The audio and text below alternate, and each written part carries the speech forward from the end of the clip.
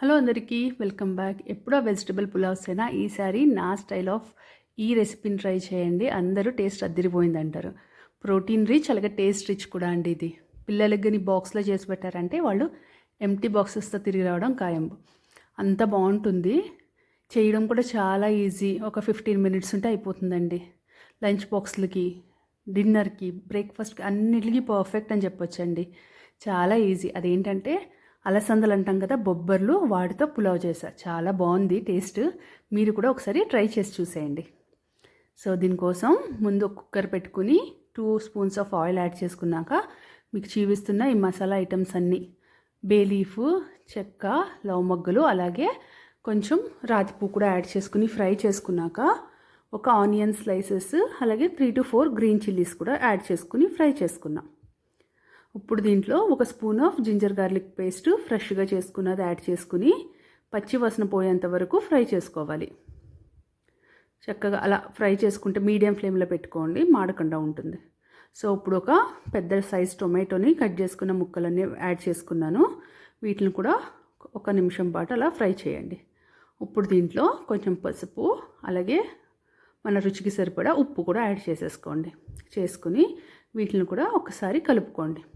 ఇప్పుడు దీంట్లో మనం ఒక గుప్పెడు పుదీనా లీవ్స్ వేసుకోండి. మిస్ చేయకండి, టేస్ట్ చాలా బాగుంటుంది, చాలా ఫ్లేవర్ఫుల్గా కూడా ఉంటుంది. అలా వేసుకుని వీటిని చక్కగా కలుపుకున్నాక ఇప్పుడు ఓవర్ నైట్ సోక్ చేసుకున్న బొబ్బర్లండి ఇవి. ఒక బౌల్ తీసుకున్నాను. వీటిని కూడా వేసేసుకుని వీటిని కూడా 1 నిమిషం పాటు అలా చక్కగా కలపండి. వీటికి కూడా ఉప్పు అనేది బాగా పడుతుందన్నమాట. అలా అంతా మీడియం ఫ్లేమ్లో పెట్టుకోండి, మాడకుండా ఉంటాయి.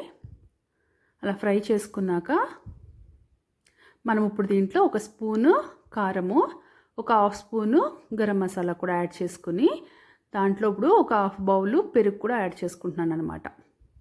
సో కర్డ్ కూడా యాడ్ చేసేసుకున్నాక వీటిని అన్నిటిని కలపాలి. ఒక 5 మినిట్స్ వీటిని కలిపి వేగనివ్వాలన్నమాట. అలా కలుపుతూ వేగనివ్వండి.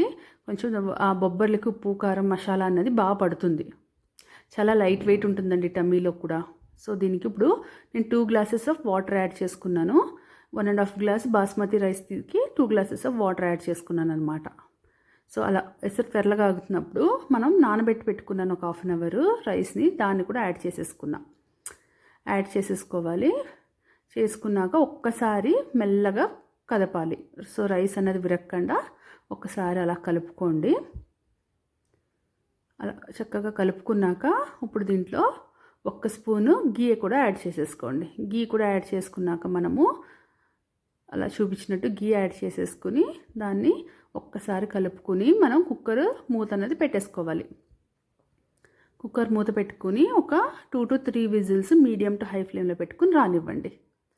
చూసారా, కుక్కర్ లిడ్ ఓపెన్ చేసి చూస్తే చక్కగా పొడి పొడిలాడుతూ రెడీ అయిపోయింది రైస్ అనేది. చాలా బాగుంటుందండి, చాలా టేస్టీగా ఉంటుంది.